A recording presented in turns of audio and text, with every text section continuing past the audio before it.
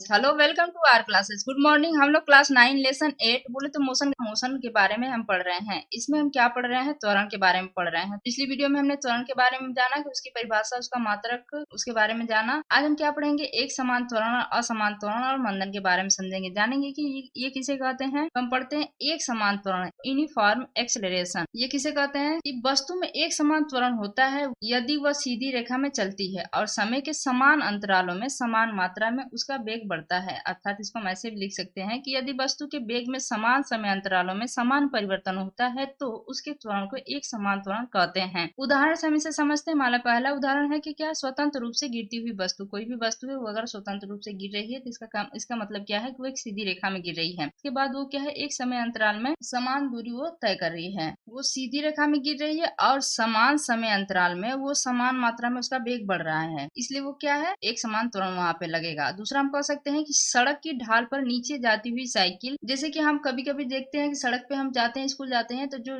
ऊंचा होता है वहां पे साइकिल को अगर वहां पे चढ़ा के फिर उसके बाद थोड़ी सी नीचे ढलान होती है, वहां पे अगर हम उतरते हैं तो क्या करते हैं, हम चुपचाप साइकिल को पैडल भी नहीं मारते हैं और साइकिल को सिर्फ पकड़े रहते हैं। साइकिल अपने आप धीरे धीरे नीचे चलती जाती है, तो वहां पे क्या होता है, एक समान त्वरण लगता है। तो यही वही दिया है कि सड़क की ढाल पर नीचे जाती हुई साइकिल, मतलब कि जब सवार या हम साइकिल चला रहे हैं तो पैर से नहीं चला रहे हैं, मतलब हम पैडल पे है, उसके पैर पे पैडल पर रखे होते हैं, उसके पैडल पे पैडल नहीं मारते हैं, मतलब कि साइकिल को चलाते नहीं हैं, वो धीरे धीरे अपने आप नीचे चली जाती है। और वायु का प्रतिरोध नगण्य हो, मतलब कि हवा भी ना विपरीत दिशा में हवा ना चलती हो, क्योंकि बल लगाना पड़ेगा हवा चलेगी तो। अब आते हैं असमान त्वरण। असमान त्वरण का मतलब क्या होता है? Non uniform acceleration. यह किसे कहते हैं कि वस्तु में असमान त्वरण होता है जब कब होता है कि यदि उसका वेग समय के समान अंतरालों में असमान परिमाणों में बढ़ता है, अतः हम कह सकते हैं कि उसका वेग असमान दर से परिवर्तित होता है, मतलब उसका जो वेग है वो असमान दर से परिवर्तित होता रहता है। जैसे हम समझते हैं उदाहरण से, उदाहरण दिया है, जब भीड़ भाड़ इलाका हो या सड़क हमारी एकदम भीड़ से भरी हुई हो, उस समय जो है कार की जो गति होती है, या